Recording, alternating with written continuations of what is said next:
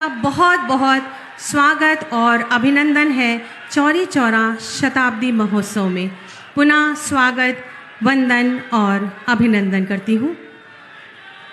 और इसी के साथ साथ चौरी चौरा थीम सॉन्ग की प्रस्तुति संस्कृति विभाग के संगीत नाटक एकेडमी के द्वारा।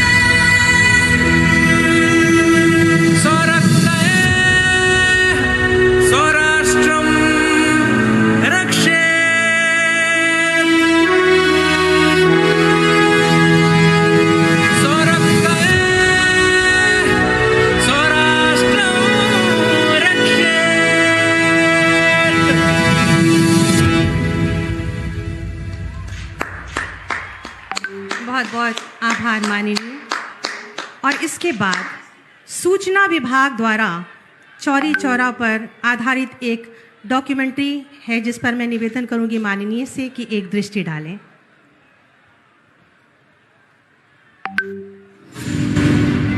उत्तर प्रदेश की धरती धर्म और आध्यात्म की धरती है। दुनिया को मैत्री, करुणा एवं शांति का संदेश देती रही है। यहाँ अनेक अवतारों और तपस्वियों ने जन्म लिया। साथ ही ये धरती देश की आजादी के लिए अपने प्राण न्यौछावर करने वाले वीरों की भी जन्मभूमि रही है। प्रथम स्वातंत्र्य समर 1857 से लेकर 1947 तक उत्तर प्रदेश जन क्रांति का प्रमुख केंद्र रहा। अंग्रेजी हुकूमत की तानाशाही और उत्पीड़न के खिलाफ गोरखपुर के वीर सपूतों ने भी बढ़ चढ़कर योगदान दिया। डुमरी स्टेट के बंधु सिंह के नेतृत्व में 1857 का स्वातंत्र्य समर आगे बढ़ा तो 6 जून 1857 को नरहरपुर स्टेट के राजा हरिप्रसाद मल्ल के नेतृत्व में बड़हलगंज पुलिस चौकी पर कब्जा हुआ। इसमें बढ़िया पार स्टेट ने भी सहयोग किया। कालांतर में गोरक्षपीठ के योगियों की परंपरा के महंत दिग्विजय नाथ जी ने गांधी जी की अगुवाई में स्थानीय स्तर पर आंदोलन का नेतृत्व किया। वहीं 1922 में भारत मां के सपूतों ने गोरखपुर के ही चौरी चौरा के जन आंदोलन की चिंगारी से समूचे देश में आजादी की नई अलख जगाई। चौरी चौरा में राष्ट्रभक्तों ने ब्रिटिश साम्राज्य के प्रतीक थाने को ध्वस्त कर अंग्रेजों के शासन को चुनौती दी थी। इस जन आंदोलन ने आजादी की लड़ाई में महत्वपूर्ण भूमिका निभाई। आज जो हम स्वतंत्र भारत में सांस ले रहे हैं, उसके पीछे मां भारती के लाखों बेटे बेटियों, उनका त्याग, उनका बलिदान और मां भारती को आजाद कराने के संकल्प के प्रति उनका समर्पण आज ऐसे सभी हमारे स्वतंत्र सेनानियों का, आजादी के वीरों का, नर बांकुरों का, वीर शहीदों का नमन करने का ये पर्व है। आज हम चौरी चौरा की जन क्रांति के शताब्दी वर्ष में प्रवेश करने जा रहे हैं। इस उपलक्ष्य में देश के यशस्वी प्रधानमंत्री श्री नरेंद्र मोदी जी द्वारा चौरी चौरा शताब्दी महोत्सव का शुभारंभ माननीय राज्यपाल श्रीमती आनंदीबेन पटेल और मुख्यमंत्री श्री योगी आदित्यनाथ जी की गरिमामयी उपस्थिति में होने जा रहा है। प्रदेश के अंदर चौरी चौरा की घटना को ऐतिहासिक परिप्रेक्ष्य में रखते हुए प्रत्येक नागरिक तक भारत के महान स्वतंत्रता संग्राम सेनानियों के बारे में हम लोग आम जन के मन में एक भाव पैदा कर सकें, इस एक कार्यक्रम की रूपरेखा प्रारंभ की गई है। ये समारोह वर्ष पर्यंत समूचे प्रदेश में विभिन्न माध्यमों से मनाया जाएगा। आइए प्रधानमंत्री जी के नेतृत्व में एक भारत श्रेष्ठ भारत की भावना के साथ एक मजबूत और आत्मनिर्भर भारत के निर्माण के लक्ष्य से अपने सपनों, आकांक्षाओं और प्रयासों को जोड़ें। स्वरक्तः स्वराष्ट्रम रक्षेत।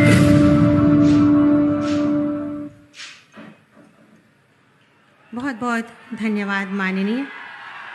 और इसके बाद मैं अति आदर के साथ माननीय मुख्यमंत्री जी को मंच पर आमंत्रित करूंगी। वे अपने स्वागत संबोधन से हम सबको कृतार्थ करें।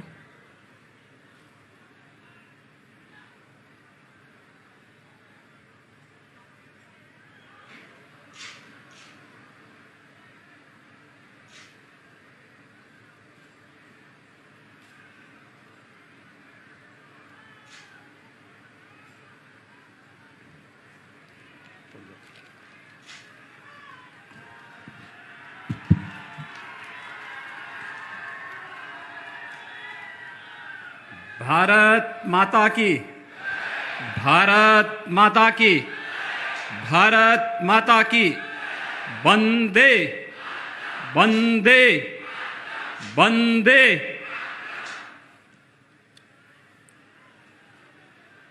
चौरी चौरा शताब्दी महोत्सव शुभारंभ के आज के इस कार्यक्रम में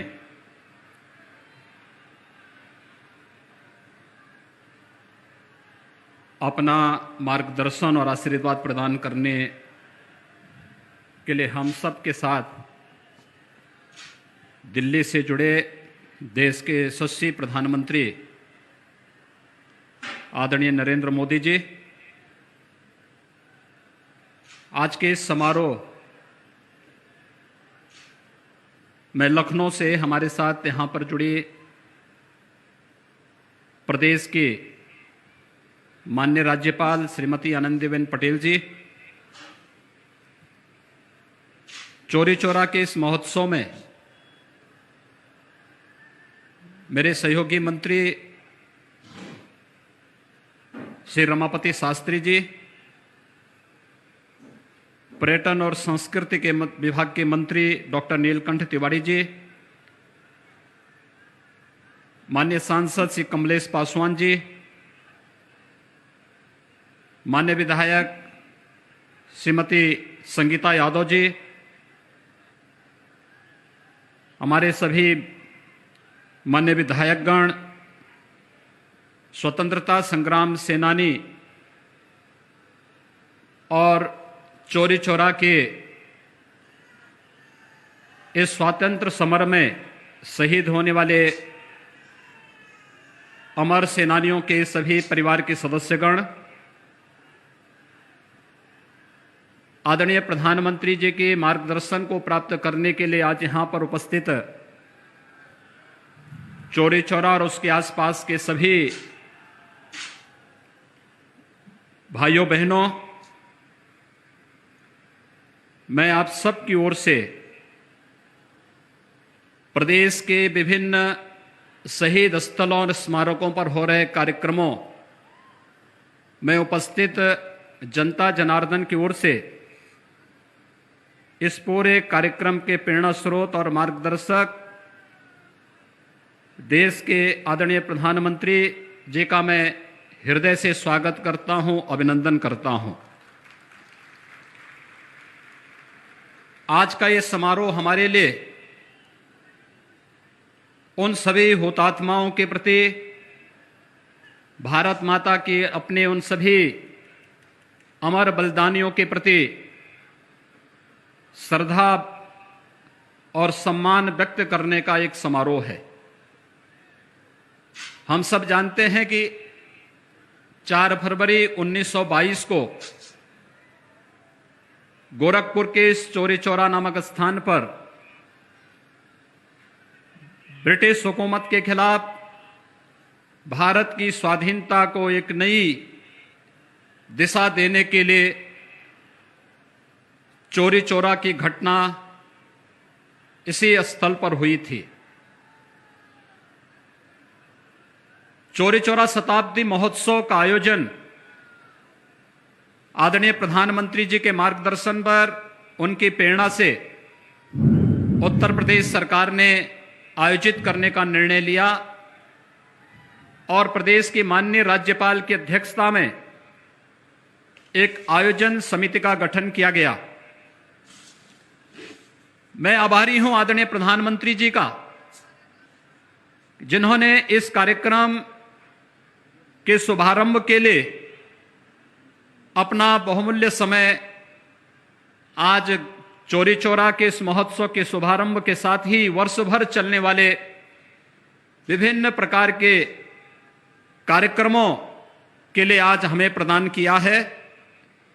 हम सब जानते हैं कि चौरी चौरा में 4 फरवरी 1922 को देश की स्वाधीनता के लिए जो एक अमूल्य संघर्ष प्रारंभ हुआ था, जिसमें पुलिस और स्थानीय जनता के बीच में जो संघर्ष हुआ था, पुलिस की गोली से उस समय यहां पर 3 स्वाधीनता के लिए संघर्ष करने वाले यहां के सेनानी शहीद हुए थे और उसके उपरांत 228 पर उस समय की ब्रिटिश हुकूमत ने मुकदमा चलाया था, जिनमें 225 को विभिन्न प्रकार से ब्रिटिश हुकूमत ने सजा दी थी, जिनमें 19 को मृत्युदंड,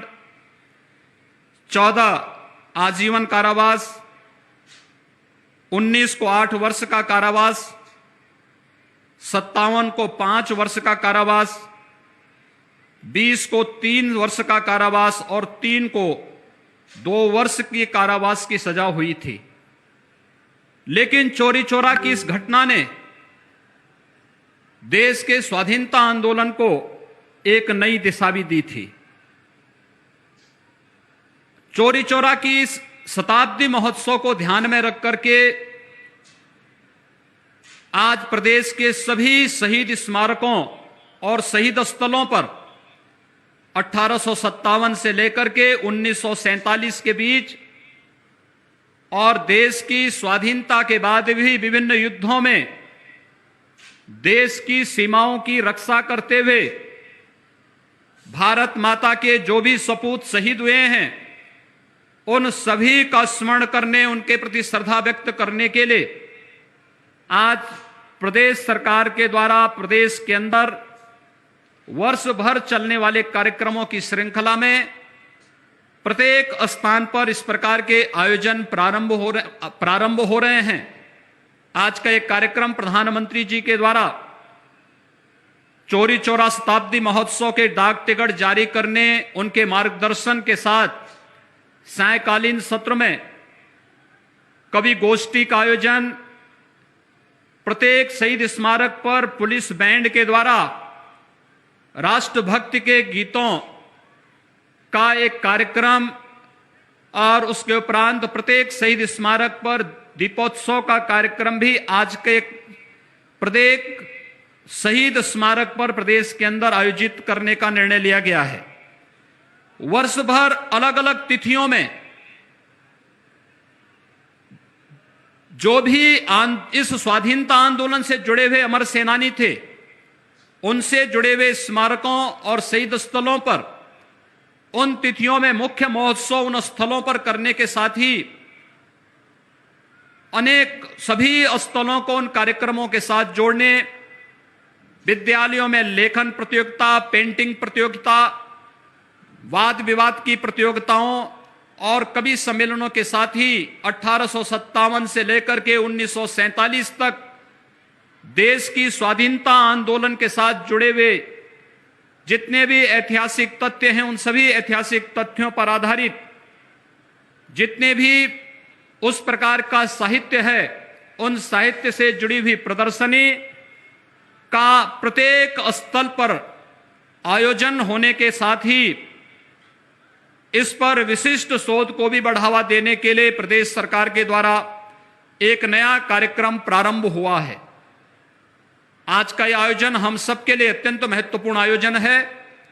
आदरणीय प्रधानमंत्री जी की प्रेरणा और उनका मार्गदर्शन जब आज के इस समारोह में हमें प्राप्त हो रहा है, तो हम सबको इस बारे में विस्मृत नहीं करना चाहिए कि देश के अंदर स्वदेशी का भाव हो, स्वावलंबन का भाव हो, स्वच्छता के बारे में किस प्रकार का अभियान स्वच्छ भारत मिशन के माध्यम से आदरणीय प्रधानमंत्री जी ने इस पूर्वी उत्तर प्रदेश में इंसेफ्लाइटिस के उस विकरालता से यहाँ के आम जनमानस को और यहाँ के मासूम बच्चों को बचाया है। यह स्वच्छ भारत मिशन की सफलता की एक नई मिसाल और यह स्वच्छता, स्वदेशी, स्वावलंबन जो आज हमें आत्मनिर्भर भारत की ओर अग्रसर कर रहा है, उस आत्मनिर्भर भारत की ओर हम सब इन आयोजनों के माध्यम से अग्रसर हो सके, इस विश्वास के साथ मैं आज के इस समारोह में आदरणीय प्रधानमंत्री जी का मार्गदर्शन हमें प्राप्त हो रहा है, इसके लिए आदरणीय प्रधानमंत्री जी का हृदय से आभार व्यक्त करते हुए उनका स्वागत और अभिनंदन करता हूं।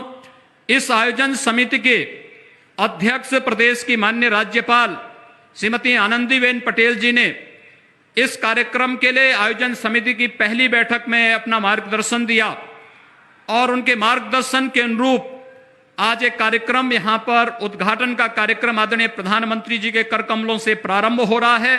मैं इस अवसर पर माननीय राज्यपाल महोदय का भी स्वतंत्रता संग्राम सेनानी परिवारों के सभी सदस्यों का भी हृदय से स्वागत और अभिनंदन करते हुए आप सबसे यही अपील करूंगा कि आदरणीय प्रधानमंत्री जी के मार्गदर्शन पर हम देश के अंदर, प्रदेश के अंदर अपने उन अमर सेनानियों के आदर्शों और उन उच्च जीवन आदर्शों के लिए जो आज हम लोगों ने इस शताब्दी महोत्सव का जो लोगो जारी किया है, ये लोगो भी उसी भाव के साथ ओतप्रोत है कि स्वरक्ते स्वराष्ट्रम रक्षेत, यानी हम अपने रक्त से अपने राष्ट्र की रक्षा करते हैं, यानी तेरा वैभव अमर रहे मां, हम दिन चार रहे न रहे के भाव के साथ हम सभी इस अभियान के साथ जुड़ेंगे।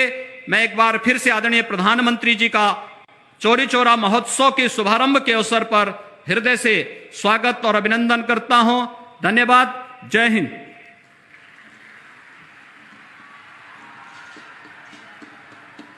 बहुत बहुत धन्यवाद और आभार माननीय। इसके बाद एक डाक टिकट जिसका मूल्य मात्र 5 रुपए है, उसको कोई भी क्रय कर सकता है, संस्कृति विभाग के सहयोग से डाक विभाग प्रकाशित कर रहा है। और मैं निवेदन करूंगी माननीय प्रधानमंत्री जी से कि चौरी चौरा पर डाक टिकट जारी करें रिमोट का बटन दबाकर।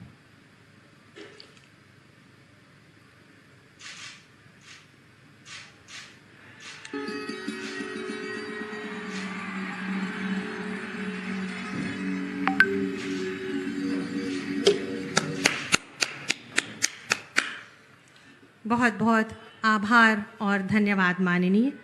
इसके बाद मैं अपने देश के यशस्वी माननीय प्रधानमंत्री जी से अति आदर के साथ निवेदन करूंगी कि वे अपना उद्बोधन से हमें अनुग्रहित करें।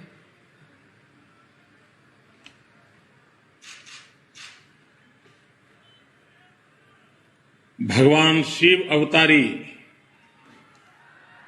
गोरक्षनाथ की धरती को प्रणाम करत बाटी। देवरहा बाबा के आशीर्वाद से ई जिला खूब आगे बढ़त बा।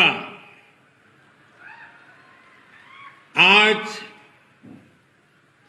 देवरहा बाबा की धरती पर हम चौरी चौरा के महान लोगन का स्वागत करत बाटी और आप सबै के नमन करन बाटी। उत्तर प्रदेश की गवर्नर श्रीमती आनंदीबेन पटेल जी, यशस्वी और लोकप्रिय मुख्यमंत्री योगी आदित्यनाथ जी, यूपी सरकार के मंत्रीगण, कार्यक्रम में उपस्थित सांसद, विधायक और मेरे प्यारे भाई और बहनों, चौरी चौरा की पवित्र भूमि पर देश के लिए बलिदान होने वाले, देश के स्वातंत्र संग्राम को एक नई दिशा देने वाले वीर शहीदों के चरणों में मैं प्रणाम करता हूं, आदरपूर्वक श्रद्धांजलि देता हूं। इस कार्यक्रम में अलग अलग जिलों में शहीदों और स्वतंत्रता संग्राम सेनानियों के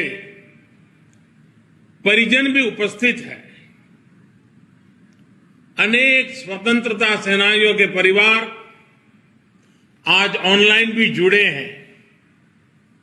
आप सभी का भी मैं अभिनंदन करता हूं, आदर करता हूं। साथियों, 100 वर्ष पहले चौरी चौरा में जो हुआ वो सिर्फ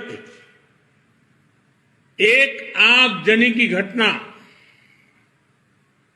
एक थाने में आग लगा देने की घटना सिर्फ नहीं थी।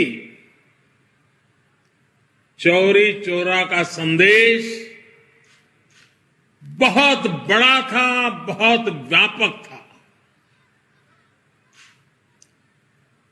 अनेक वजहों से पहले जब भी चौरी चौरा की बात हुई उसे एक मामूली आगजनी के संदर्भ में ही देखा गया, लेकिन आगजनी किन परिस्थितियों में हुई, क्या वजह थी, ये भी उतनी ही महत्वपूर्ण है। आग थाने में नहीं लगी थी, आग जन जन के दिलों में प्रज्वलित हो चुकी थी। चौरी चौरा के ऐतिहासिक संग्राम को आज देश के इतिहास में जो स्थान दिया जा रहा है, उससे जो जुड़ा हुआ प्रयास हो रहा है, वो प्रशंसनीय है। मैं योगी जी, उनकी पूरी टीम को इस काम के लिए बधाई देता हूं। आज चौरी चौरा की शताब्दी पर एक डाक टिकट भी जारी किया गया है। आज से शुरू हो रहे ये कार्यक्रम पूरे साल आयोजित किए जाएंगे। इस दौरान चौरी चौरा के साथ ही हर गांव, हर क्षेत्र के वीर बलिदानियों को भी याद किया जाएगा। इस साल जब देश अपनी आजादी के 75वें वर्ष में प्रवेश कर रहा है, उस समय ऐसे समारोह का होना इसे और भी प्रासंगिक बना देता है।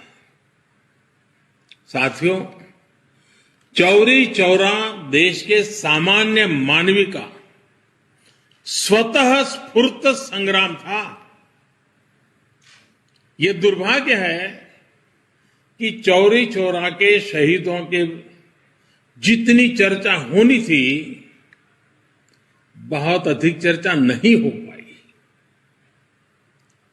इस संग्राम के शहीदों को, क्रांतिकारियों को इतिहास के पन्नों में भले ही प्रमुखता से जगह न दी गई हो, लेकिन आजादी के लिए उनका खून देश की माटी में जरूर मिला हुआ है, जो हमें हमेशा प्रेरणा देता रहता है। अलग अलग गांव, अलग अलग आयु, अलग अलग सामाजिक पृष्ठभूमि, लेकिन एक साथ मिलकर वो सब मां भारती की वीर संतान थे। आजादी के आंदोलन में संभवतः ऐसे कम ही वाक्य होंगे, ऐसी कम ही घटनाएं होंगी जिसमें किसी एक घटना पर 19 स्वतंत्रता सेनानियों को फांसी के फंदे पे लटका दिया गया। अंग्रेजी हुकूमत तो सैकड़ों स्वतंत्रता सेनानियों को फांसी देने पर तुली हुई थी, लेकिन बाबा राघवदास और महामना मालवीय जी के प्रयासों की वजह से करीब करीब 150 लोगों को फांसी से बचा लिया गया था। इसलिए आज का दिन विशेष रूप से बाबा राघवदास और महामना मदन मोहन मालवीय जी को भी प्रणाम करने का है, उनका स्मरण करने का है। साथियों, मुझे खुशी है कि इस पूरे अभियान से हमारे छात्र छात्राओं, युवाओं को प्रतियोगिता के माध्यम से भी जोड़ा जा रहा है। हमारे युवा जो अध्ययन करेंगे, उससे उन्हें इतिहास के कई अनकहे पहलू पता चलेंगे। भारत सरकार के शिक्षा मंत्रालय ने भी आजादी के 75 साल पूरे होने पर युवा लेखकों को स्वतंत्रता सेनानियों पर किताब लिखने के लिए, घटनाओं पर किताब लिखने के लिए, शोध पत्र लिखने के लिए आमंत्रित किया है। चौरी चौरा संग्राम के कितने ही ऐसे वीर सेनानी हैं जिनके जीवन को आप देश के सामने ला सकते हैं। चौरी चौरा शताब्दी के इन कार्यक्रमों को लोकल कला, संस्कृति और आत्मनिर्भरता से जोड़ने का प्रयास किया गया है। ये प्रयास भी हमारे स्वतंत्रता सेनानियों के प्रति हमारी श्रद्धांजलि होगी। मैं इस आयोजन के लिए मुख्यमंत्री योगी आदित्यनाथ जी को और यूपी की सरकार की भी सराहना करता हूं। साथियों, सामूहिकता के जिस शक्ति ने गुलामी की बेड़ियों को तोड़ा था, वही शक्ति भारत को दुनिया की बड़ी ताकत भी बनाएगी।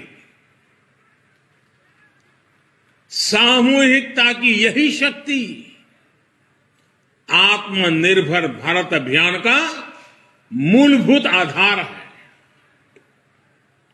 इस देश को 130 करोड़ देशवासियों के लिए भी आत्मनिर्भर बना रहे हैं और पूरे वैश्विक परिवार की भलाई के लिए भी। आप कल्पना करिए, इस कोरोना काल में जब भारत ने 150 से ज्यादा देशों के नागरिकों की मदद के लिए जरूरी दवाइयां भेजी, आज भारत ने दुनिया के अलग अलग देशों से अपने 50 लाख से अधिक नागरिकों को स्वदेश लाने का काम किया। जब भारत ने अनेकों देशों के हजारों नागरिकों को सुरक्षित उनके देश भेजा, जब आज भारत खुद कोरोना की वैक्सीन बना रहा है, दुनिया के बड़े बड़े देशों से भी तेज गति से टीकाकरण कर रहा है, जब भारत मानव जीवन की रक्षा को ध्यान में रखते हुए दुनिया भर को वैक्सीन पहुंचा रहा है, दे रहा है, तो हमारे स्वतंत्रता सेनानियों को जहां भी उनकी आत्मा होगी जरूर गर्व महसूस होता होगा। साथियों, इस अभियान को सफल बनाने के लिए अभूतपूर्व प्रयासों की भी जरूरत है। इन भगीरथ प्रयासों की एक झलक हमें इस बार के बजट में भी दिखाई देती है। कोरोना काल में देश के सामने जो चुनौतियां आई, उनके समाधान को ये बजट नई तेजी देने वाला है। साथियों, बजट के पहले कई दिग्गज ये कह रहे थे कि देश ने इतने बड़े संकट का सामना किया है, इसलिए सरकार को टैक्स बढ़ाना ही पड़ेगा, देश के आम नागरिक पर बोझ डालना ही होगा, नए नए कर लगाने ही पड़ेंगे। लेकिन इस बजट में देशवासियों पर कोई बोझ नहीं बढ़ाया गया, बल्कि देश को तेजी से आगे बढ़ाने के लिए सरकार ने ज्यादा से ज्यादा खर्च करने का फैसला लिया है। ये खर्च देश में चौड़ी सड़कें बनाने के लिए होगा, ये खर्च आपके गांव को शहरों से, बाजार से, मंडियों से जोड़ने के लिए होगा। इस खर्च में पुल बनेंगे, रेल की पटरियां बिछेंगी, नई रेल चलेगी, नई बसें भी चलाई जाएगी, शिक्षा, पढ़ाई लिखाई की व्यवस्था अच्छी हो, हमारे युवाओं को ज्यादा अच्छे अवसर मिले, उसके लिए भी बजट में अनेक फैसले लिए गए हैं।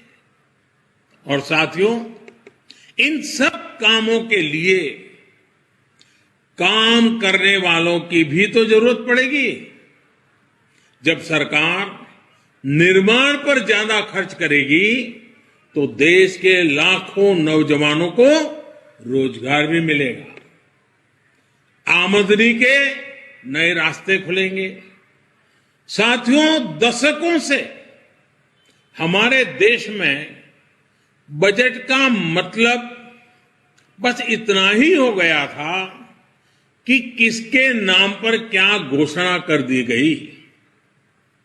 बजट को वोट बैंक के हिसाब किताब का वही खाता बना दिया गया था। आप सोचिए, आप भी अपने घर में आने वाले खर्चों का लेखा जोखा अपनी वर्तमान और भविष्य की जिम्मेदारियों के हिसाब से करते हैं। लेकिन पहले की सरकारों ने बजट को ऐसी घोषणाओं का माध्यम बना दिया था जो पूरी ही नहीं कर पाते थे।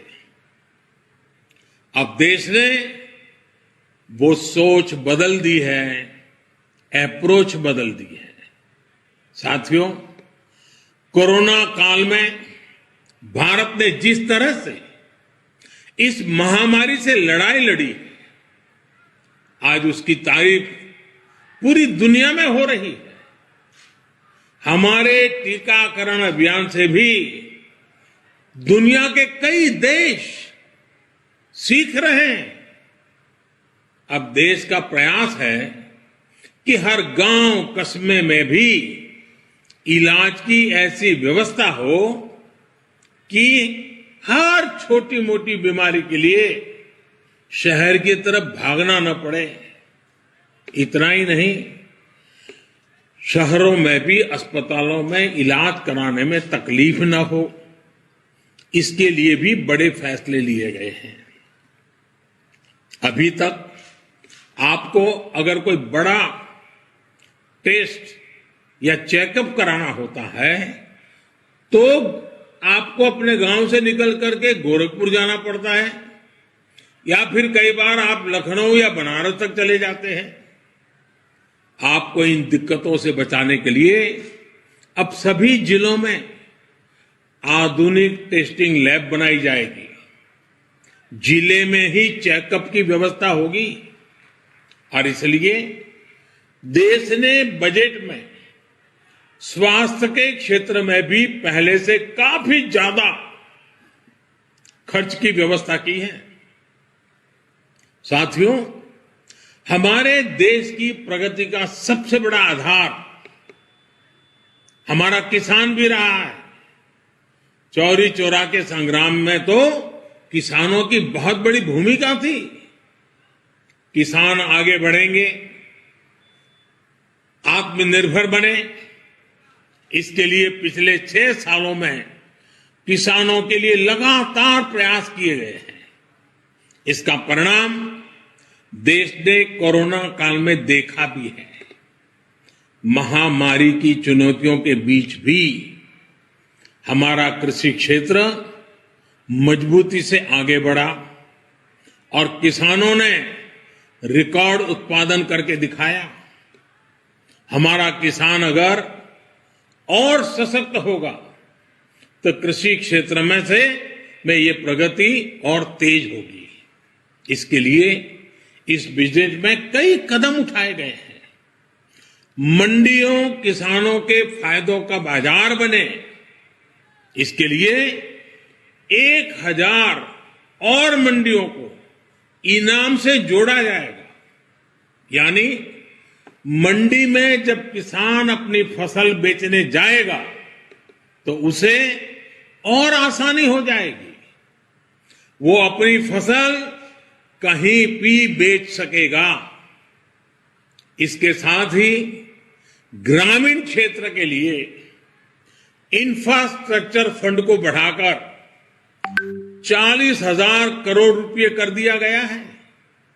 इसका भी सीधा लाभ किसान को होगा। ये सब फैसले हमारे किसान को आत्मनिर्भर बनाएंगे, कृषि को लाभ का व्यापार बनाएंगे। यहां यूपी में जो केंद्र सरकार ने जो प्रधानमंत्री स्वामित्व योजना की शुरुआत की है, वो भी देश के गांवों के विकास में अहम भूमिका निभाने वाली है। इस योजना के तहत गांव की जमीनों, गांव के घरों का कागज गांव के लोगों को दिया जा रहा है। जब अपनी जमीन के सही कागज होंगे, अपने घर के सही कागज होंगे, तो उनका मूल्य तो बढ़ेगा ही, बैंकों से बहुत आसानी से कर्ज भी मिल जाएगा।